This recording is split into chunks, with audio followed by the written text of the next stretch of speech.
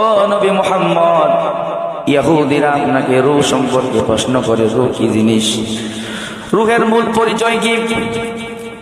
আপনি তাদেরকে বলে দেন, কুলির রূহু মিন আমরি রাব্বি, রূহ দুনিয়ার কোনো জিনিস নয়। রূহকে বোঝা দুনিয়ার কোনো মানুষের আকল দ্বারা সম্ভব নয়। পৃথিবীর সব জ্ঞানীদের আকলগুলো যদি একসাথে করা হয়, সবগুলো আকল একত্রিত হয়ে রূহের পরিচয় লাভ করতে পারবে না।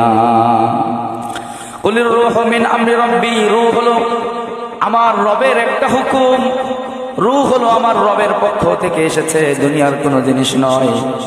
রূহ যেহেতু দুনিয়ার কোনো বস্তু নয়, এই কারণে রূহের খাদ্য দুনিয়াতে তৈরি হয় না।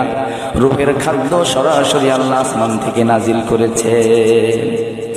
রূহের খাদ্য সুবহানাল্লাহ, রূহের খাদ্য আলহামদুলিল্লাহ, রূহের খাদ্য জিকির, রূহের খাদ্য কোরআনের তেলাওয়াত, রূহের খাদ্য নামাজ, রূহের খাদ্য রোজা, রূহের খাদ্য হজ, রূহের খাদ্য জিকির আজকার, রূহের খাদ্য নফল ইবাদত, এগুলো হলো রূহের খাদ্য। যতগুলো রূহের খাদ্য আছে এর মধ্যে সবচেয়ে শক্তিশালী রূহের খোরাক হলো ঈমান। রূহের শক্তিশালী খোরাক হলো ঈমান। যেই রূহের মধ্যে ঈমান আছে ওই রূহটা জীবিত, ওই রূহটা জিন্দা। যেই রূহের মধ্যে ঈমান নাই, যদিও মানুষটাকে আমরা জীবিত দেখি, আল্লাহ বলেন ঈমান না থাকার কারণে ওই রূহটা মুর্দা। এই কারণে কোরআনুল কারীমের মধ্যে আসছে, আল্লাহ বলেছেন ঈমানদার আর বেঈমানের উদাহরণ হলো কামাসালিল হাইয়্যি ওয়াল মাইয়িতে। ঈমানদার আর বেঈমানের উদাহরণ হলো মৃত এবং জীবিতর মতো। যার রূহের মধ্যে ঈমান আছে ওই লোকটা জীবিত, যার রূহের মধ্যে ঈমান নাই সে হলো মৃত। রূহের খোরাক হলো সব আমল, রূহের খোরাক হলো সব আমল। এখন আসেন, প্রত্যেকটা আমলের মধ্যে মজা আছে না নাই? স্বাদ আছে প্রত্যেকটা আমলের মধ্যে।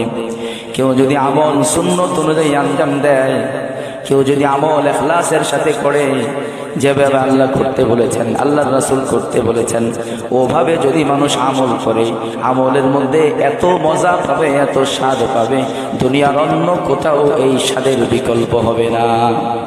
সাহাবায়ে কেরাম আমলের মজা পাইতেন, কিন্তু আমরা পাই না।